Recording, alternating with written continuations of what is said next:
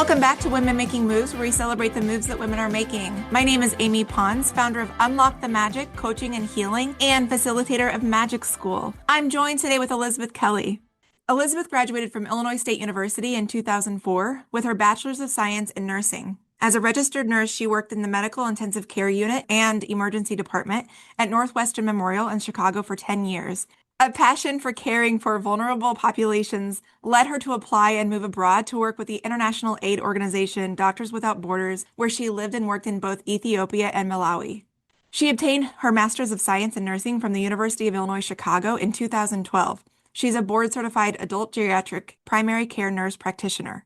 She took a position at Sinai Chicago, seeing patients in surrounding nursing homes and clinics in 2013, serving a patient population often marginalized and lacking access to quality and affordable health care. During her time working in primary care in consistently underserved areas of Chicago, she observed significant deficits in access to mental health care. The geriatric and adult populations she serves continue to struggle with unmanaged dementia, major depressive disorder, anxiety, bipolar disorder, schizophrenia, and substance use disorder. She's become focused on helping fill in those gaps in care. So often, medications are too quickly prescribed to manage complex issues that need an interdisciplinary and holistic approach.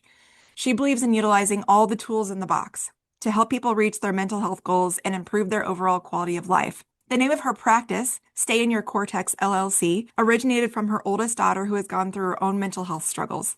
Being present with her through her journey has taught her so much. In times of emotional dysregulation, she would often encourage her to stay in her cortex. What does this mean?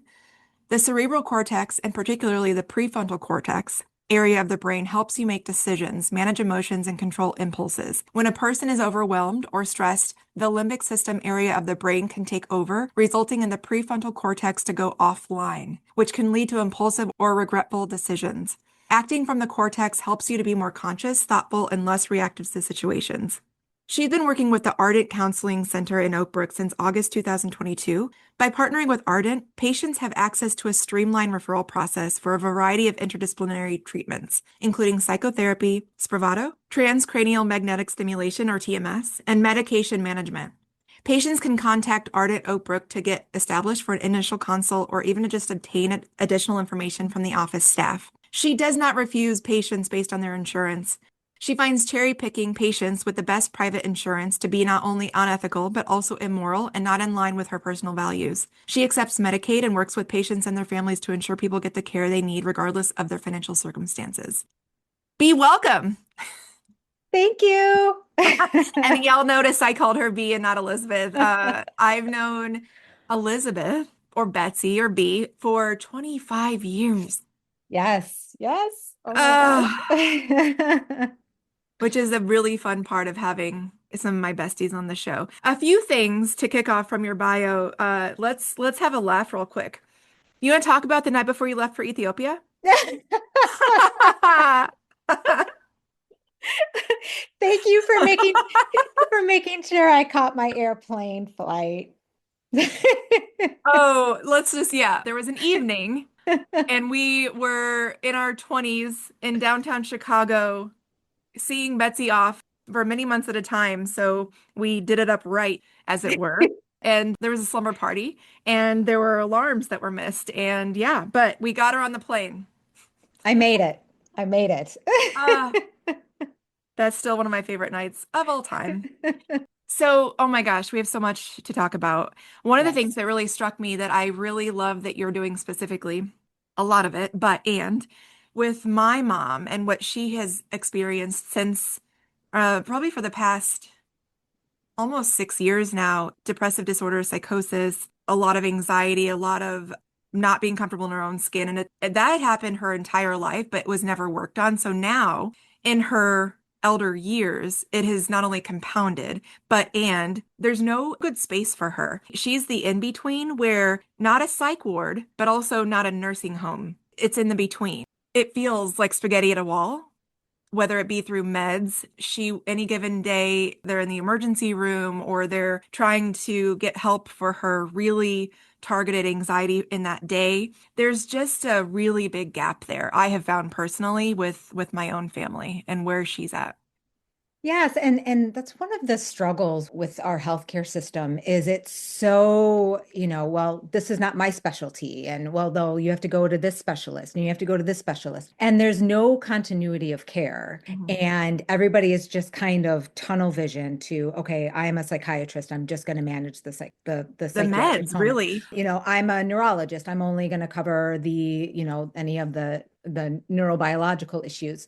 You have to look at the whole picture. You have to look at the social, economic, you have to look at social support systems, history of trauma. You have to look at everything. And that is actually what brought up the point with the HRT being cleared, because that's another significant differential diagnosis that's being missed in Mhm. terms of, especially for female mental health.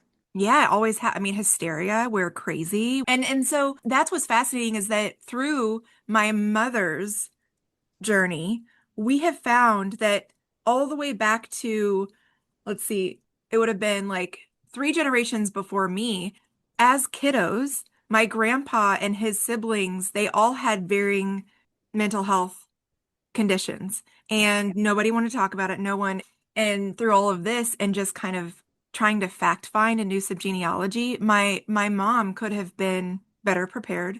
And so through watching her throughout my life, I realized in my 30s, I want to do something proactive about this, about my mental health and knowing that it's in my genes. It's probably in all of our genes and it's to some extent, but to not be at the point where she was in her 60s, 70s, just starting to work on her mental health. And, they've done certain things like, really hardcore meds. They've done the shock therapy. Which in itself, the therapy causes memory loss. Exactly. Nobody, to your point, nobody was looking at the entire holistic picture, like even bringing in how her journey of menopause went. Is that something there was not there has been none of that. There's been people that get really frustrated, whether it be the psychologist, psychiatrist, whomever, primary care physician, and none of them talk to each other. And it's so fragmented and it's frustrating to watch as her kid. And also I protect myself because there's a lot of trauma there for me personally as well. So it's like, okay, there's only so much I'm involved with in that whole experience. So Right. I'm glad you Right. exist is like my long story short. Oh, I'm just like, we're finding this more and more. And I find specifically, and we're going to get into this a little bit later, about how nurses, DMPs specifically, are the ones with their fingers in the dam. They're the ones that are bringing the whole picture in. They're the ones that are making sure humans are okay. Because of you, we're actually getting holistic care. So I want to thank you for that. and that was not to like poo-poo specialist, right? Like Oh, if like I have a brain bleed, like take me to a neurosurgeon, yeah. right? Right? Like Let's be clear. We're not just because we say one thing, which I believe nurses fill in all the gaps, and I believe coaches actually do too. Coaches fill yeah. in the gaps, not a mentor, not a therapist. They're somewhere in between. There's a lot of us out here that are doing things differently that are filling in the gaps, and that is not to say that we disregard some of the folks that we're personally filling the gaps for. It's the Yeah. system. Yeah. And that is one thing, and kind of talk about this later in terms of this new legislation going through for advanced practice nurses. But that is one thing that nurse practitioners are sort of known for in terms of really good at just seeing the whole picture and then being able to say, oh, well, maybe it's this. I'm going to send you to your gynae. Oh, Mhm. maybe it's this. I think you should see your cardiologist, which even when I'm seeing patients in the mental health clinic, I always start with past medical history, past surgical history, family history, social history, the depression and anxiety screening, the ACE screening, asking about adversities during early childhood. You have to Whoa. get the whole picture Whoa. in order to be able to figure out, okay, what are we managing here? And that is getting missed. Especially with the boomers and above generations, probably to some extent X as well. I think millennials are like, look at everything. It's like, please. One would argue that us elder millennials are the most well-rounded. I mean, of course, obviously. It's funny you say that. I have love for all the generations, and I personally do feel, and I've seen some research that millennials are actually the generation that's holding our fingers in the dam on both sides because Gen Z is like fuck all the way off, and boomers and X have no patience for them. And then Alpha's coming up right behind. So we are the ones that are the bridge. But to your point, it's like we're in this time and space where I love that you brought up, oh my God, the ACE test. Yes, the ACE questionnaire. So I have personal belief that my mom did have childhood trauma and she's never wanted to talk about it. And I'm the one that speaks from the mountaintops about my childhood trauma. There's still this thing that when you talk about trauma from, let's say, your parents, you're blaming them or you don't love them. No. Again, more than one thing can be true at once. I love my parents and they are the source of my primary trauma. It's like from the moment I was born. And oh, by the way, when we are in utero, we download the DNA and trauma from our mom, especially as women, our mom, grandma, great grandma. It's all in us. So even if it wasn't our lived experience, it's in us. Absolutely. Yes. And in terms of specialists, in terms of this area, Dr. Bruce Perry, he wrote a book with Oprah. It's called, oh my gosh, why am I perimenopause moment? Yay. Really, it is. Oh, what happened to you? So the question being, when somebody is presenting with a behavior, whether it be a child or an adult, we should not be asking as clinicians, what's wrong with this person? We should be asking what happened to them because all behaviors come from a reason. And the brain wires in early childhood. And to say that, and I'm quoting kind of loosely Dr. Bruce Perry, but children are not born resistant, they are made resistant. And it doesn't mean that they're not affected by trauma. So going back to the ACE score, so it's 10 questions and it's basically just a yes or no to specific childhood adversities. And there is a correlation, not a causation, but a correlation that any score greater than 3 or above is correlated with troubles, both physiologically and mental health struggles in the future. Ooh. I love what you just said, which is, y'all, I know this is hard to wrap our human brains around, but this is a time and space specifically in this world where we're at.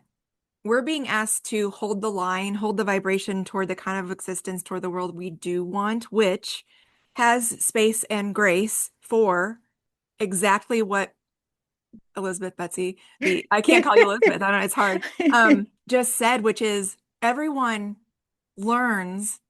Everyone specifically in this time and place not only chose to come here in this time and space, but also is a catalyst for exactly how it's unfolding. And so much is learned or downloaded. And I call it kind of goddess mode, whereas I hold the entire spectrum of I have room for everybody and I am not to be fucked with. So it's both. It's like, okay, I have room for you until you fuck with me, and then I'm gonna be out because I get to choose me. Basically, so boundaries. Yeah. Boundaries. Boundaries. So yeah, like I got a little energetic there for a minute, but like you said, like the brain wires at such a young age, so do Yeah. the chakra energy centers. And Yeah. that's all like the entire being and who you are. It happens at such a young age when we haven't even developed our full free will yet. And so, of course, we download all of that. And we think about these people that cause harm in the world. Okay, you might consider how'd they learn that? What'd they see? What'd they experience? What led to this? Rather than jumping down onto the individual immediately and saying you're bad and what's wrong with you. Right. And I know I took it outside of mental health a little bit, but I think it applies. Yeah, it does. It completely applies. So typically I ask the question, what moves are you excited to be making right now? I want to ask you a different kind of a play on that, which is what brought us here today, which was talking about the black box removal from the FDA about HRTs. So what moves are HRTs excited to be making right now? And maybe if those who don't know what an HRT is and why it's important, and then also your specific work around the holistic approach, especially for women, when they go to their doctor, like I need to up my anxiety and depression meds, and I'm 45. So Yeah. please tell us all the fun, good things before we get into some more spicy stuff.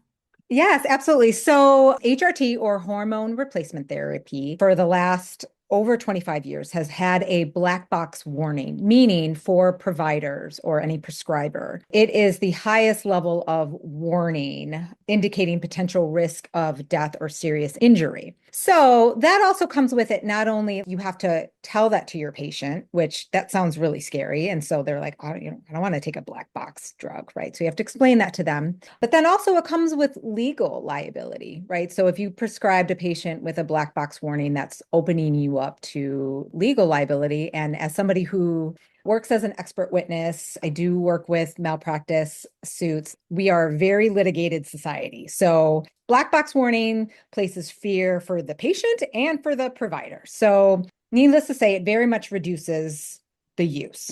And real quick, Yeah. tell us about the origin point and why it got a black box. Okay, so because elderly women are so deemed so important in society, they have so much research and grants that's provided to them. 1993, Did and you, come on. do you hear the sarcasm in my voice? It was very old data. It was based on older women who we already know. So as you age, there's more variables in the mix, right? So yeah, as you age, you have an increased risk of high blood pressure. You have an increased risk of certain cancers. So, if you do a study of 60-year-old women, it's going to be very different than if you do a study of 30 to 60-year-olds and 20,000 of them, right? So in the last 25, 30 years, they've put in more money and research and have come to the final conclusion that not only is it not bad, but it's really important that you give it because it reduces risk of bone fractures, osteoporosis, dementia, all sorts of things. So, And what we're yes. really talking about here too is like, wasn't it based on a very specific subset of older women as well that had gone through or had some sort of a condition or treatment that estrogen was dangerous for them? It was Right. so such a small. Right. And the whole basis was basically like, well, you don't want to give it because there's certain cancers Yes, right. that are driven by estrogen receptors. And so you need, and you do still need to be careful, Oh, y- right? y'all, if you have cancer, you should probably be Right. careful taking anything, right? This is where your specialist comes in. Then this is a conversation. Then you then have with your oncologist and your OB/GYN oncologist.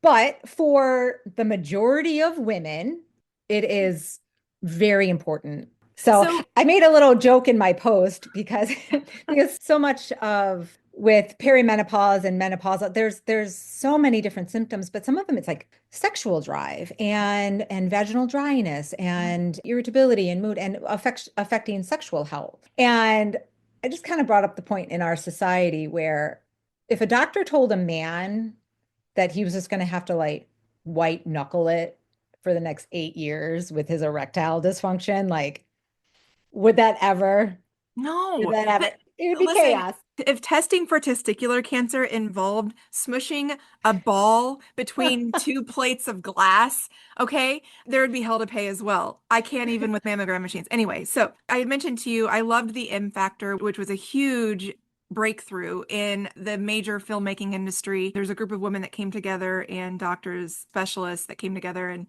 made this film about menopause. And they were making one specific for perimenopause next. And one of the things that I was shocked about, and you beautifully let us know what HRTs are, it's not just estrogen. Like I learned that it could be testosterone. And again, part of that film taught me that when women go to get testosterone, it's not covered by insurance because they're not a man.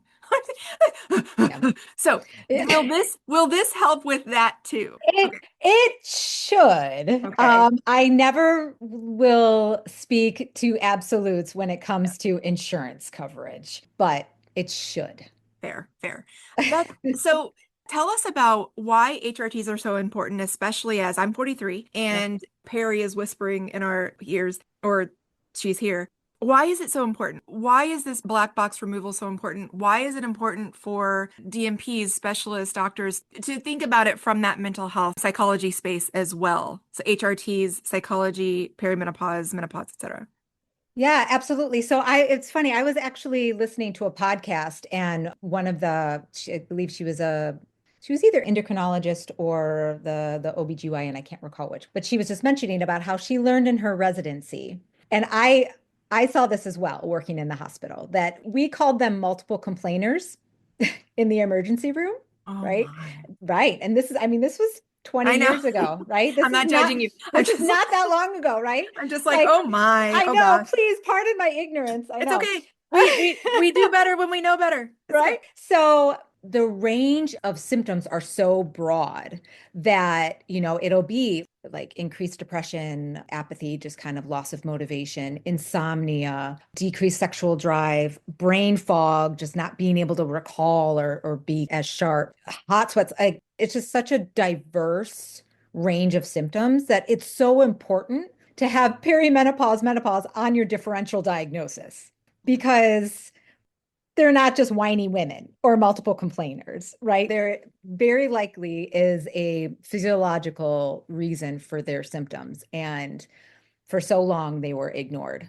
There was this woman who came out on LinkedIn recently and said, hey, I'm an amazing practitioner, and I was one of the ones that ignored a woman 20, 25 times, and she ended up having a life-threatening condition. And so I really admire those practitioners that can come forward and say, because all systems are still skewed in the patriarchal and in the assumption that women are less than that, the well-intentioned practitioners, including women, judge other women. Just that's the way that we're taught. And it goes back to this moment in time back in the 1900s where it was hysteria. And y'all, I want every non-menstruator to strap on that menstrual cycle or that mechanism that simulates a menstrual cramp.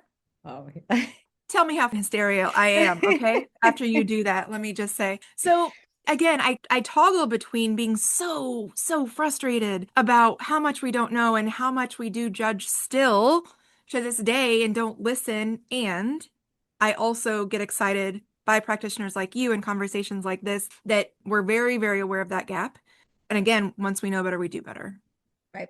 Yeah, and I have to say, when this all came out, and this was just, I've been an adult geriatric. Like, this should be my wheelhouse, and it's not. Mm. Actually, I've been really contemplating this for like the last month since this came out. Like, why am I not proficient at prescribing HRT? Like, I really don't prescribe it at all. And then I'm thinking down the road, like, well, most of my patients are like Posed. older, right? So they would fall into that category of where you look at the risk versus benefit, and the Yeah. risk would likely outweigh it. So that's part of it. But also too, I was thinking back, and I actually looked back in my graduate school pharmacology textbook. It is a very small section. I've talked to so many DMPs and women doctors on the show that they're like, listen, when we learned about women's health, it was like a minute. It was And basically like, this is available, but like, don't give it because it'll give people cancer and heart attacks and strokes. yeah. So like, you can, but don't. That's basically Yeah. how it was. Yeah. And it goes back to the reality that if y'all don't know, health in general, every ailment was based on a white man until 1993 and started introducing women's anatomy into the research. And so if we look at that time frame, 1993. Oh my gosh. I mean, yeah, 1983 is when we just started looking into women's health deeper. It's, And yeah. we've learned that, funding, as you said, like research has been a challenge since then still. And if you look at the sheer historical since time began, men's health, it's like hundreds of years, and women's, it's like 20, 20. Yeah. So Yeah. that's where, again, we can get real mad and then go, okay, what are we doing about that? Right. Which is you. So. Yeah. And I kind of wanted to bring up another aside to this because I was Yeah. I was also kind of thinking, I'm like, well, when did they put black box warnings on opiates? And Mm. I was just curious. Because I knew it was somewhere in like 2008, 2009. And then I looked it up. I was like, it was not. It was 2016. After the crisis. I mean, this was long after the crisis had started. So like Really? starting in 1999, by 2010, opiate deaths from just prescription drugs had already gone up by like 400%. Oh It my God. still took another 6 years for them to put the black box warning on it. So, Because I mean, money, it's all about the monies, monies. money. And opiates, Are ben Kill people. They I kill mean, people. Yeah. obviously, Yeah. are benzos opiates? No, so Okay. benzodiazepines are a class, but those are also the combination between the two, basically. So opiates are when you prescribing, it's like oxycodone, morphine, Dilaudid, Vicodin, and then the opiate like heroin, fentanyl. Those are the more the illicit opiates. And then benzodiazepines are used primarily for anxiety, but basically, when you take the two of them together, you stop breathing. It kills a lot of people, and even that did not get a black box warning. It took 17 years to get a black box warning. I have patience. I have space for all things to be true at Now once. let's get these women their hormones. Yeah. Oh, yeah. Well, I want to next go to a post that's extremely concerning, and it addresses the new decision brought down by the Department of Education that nursing and many other professions are actually not professional degrees anymore. And it's going to lead to a decline, obviously, in approved federal funding for these professions. I love what you say about this. First of all, y'all don't know B, but she's an amazing smartass. So, thank goodness the United States government with the current administration is doing something to address the severe shortage of teachers and healthcare workers. I mean, theologians?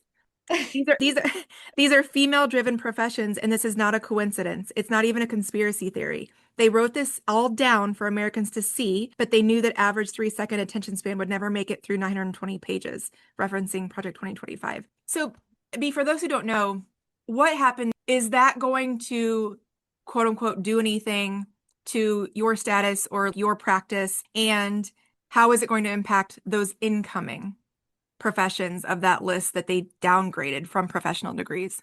Right.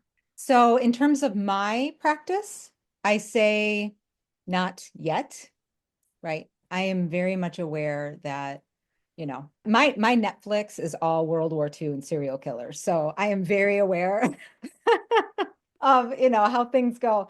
But, when one person's right is removed, don't be looking too far away, right? Like there's a quote, like you're next, right? Like, so be aware of what's going on in society. So I say not yet to that. So the issue with this is nurses, nurse practitioners, DNPs, nurse anesthetists, speech pathologists, occupational therapy. There's kind of this whole list.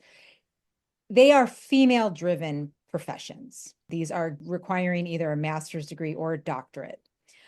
To get these degrees, it cost a lot of money, right? So I was curious because I went to school. So this was already 13 years ago, actually, well, 15 years when I started. And I was working full time in the emergency room and going to school full time. But I still ended up and paying out of pocket while I went, but I still ended up with about $80,000 in student loan debt. And now I looked up. So the cost right now, and I went to the University of Illinois, Chicago. The DNP program is $144,000. Okay. So what they did now is because it's not a profession, so annually you cannot borrow more than $20,500, which is like books. Right. And then lifetime cap 100,000. So do the math. Like it's not enough, right? It's It's not enough. 144,000 a year.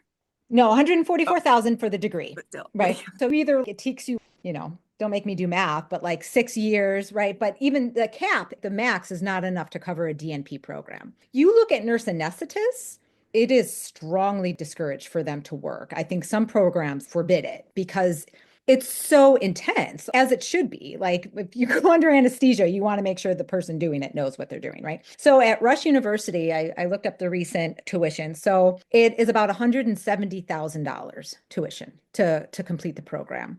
So $100,000, do the math. Can you just come up with, $70,000 with the cost of living with not working? So basically what this does is it prevents people in these professions, which are primarily female driven, from being able to have access to higher education Or earning a living, if that's or what your earning a living. dream is. And what's interesting about what you just said that I haven't been privy to, in 2025, by this year, there will be almost 1 million women that have been ousted or have left the workplace because of a takedown. Then, when we get out here in the wild promoting our business or doing something different, the algorithms are a new challenge. And then, based on what you just shared of this decision, it genuinely feels like there's a holistic movement toward keeping women from earning income.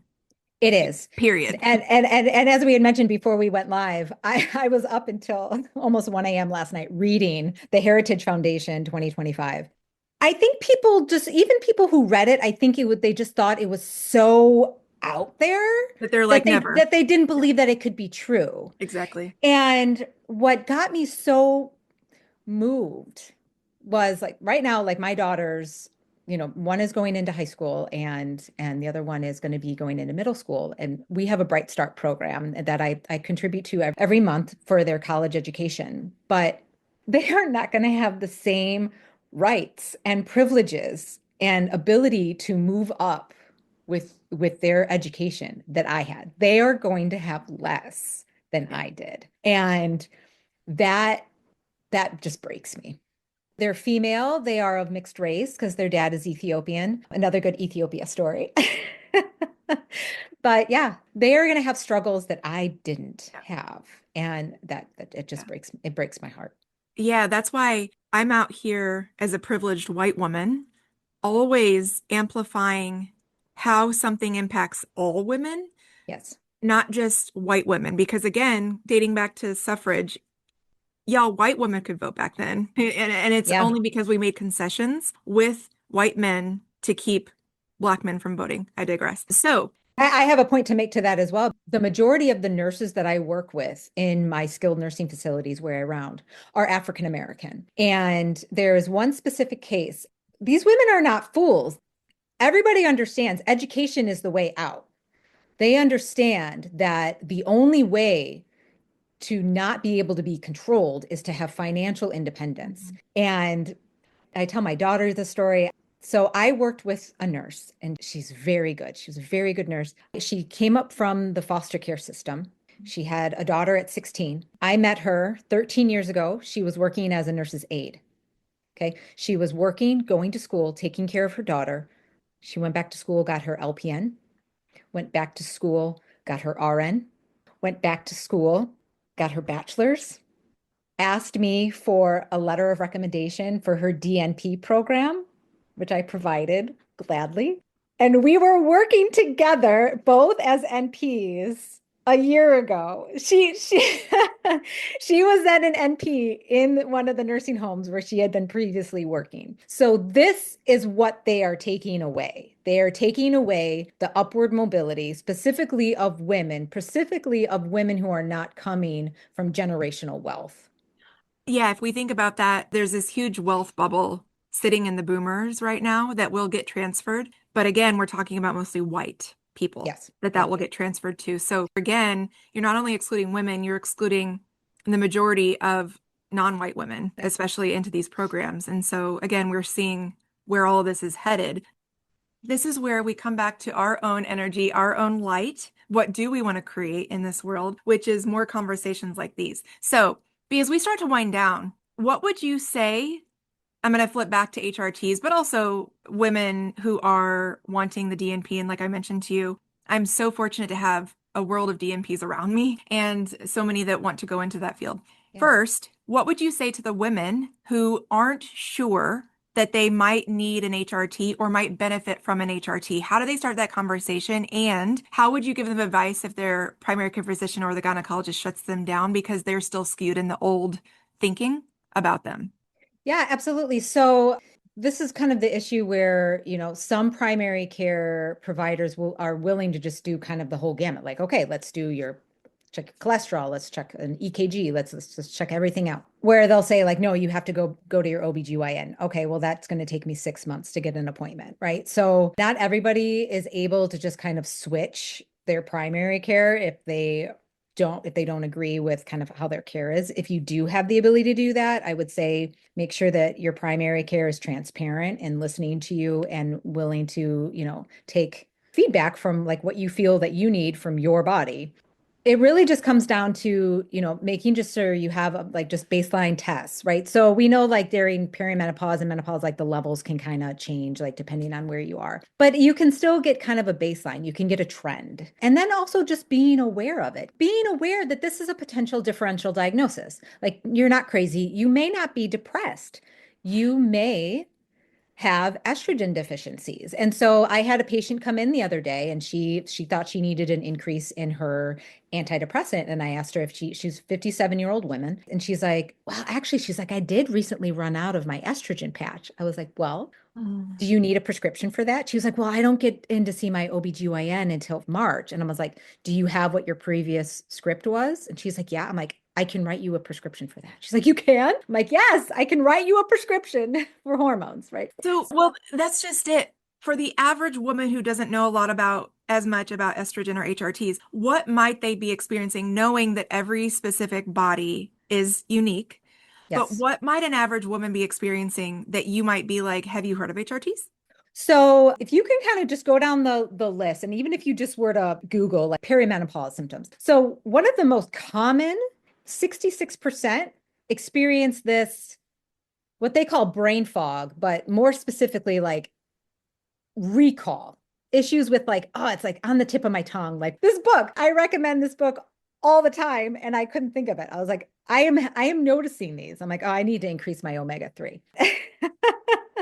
So that on the tip of my tongue, like, wait, what was that password? I just changed it, but like I can't remember it, right? Increase irritability in terms of just like more easily overwhelmed with situations where you would previously be able to kind of have the distress tolerance to be like, oh my gosh, oh, like my kid just told me that their homework was due in the morning and it's like 10:30 and you're losing your shit and you usually wouldn't. Right. So little subtle things like that that are just out of character for you. And if you are in between the ages of 35 to 55, that is within your differential diagnosis. You may not be depressed. You may not be anxious. Those may be symptoms of a hormone deficiency.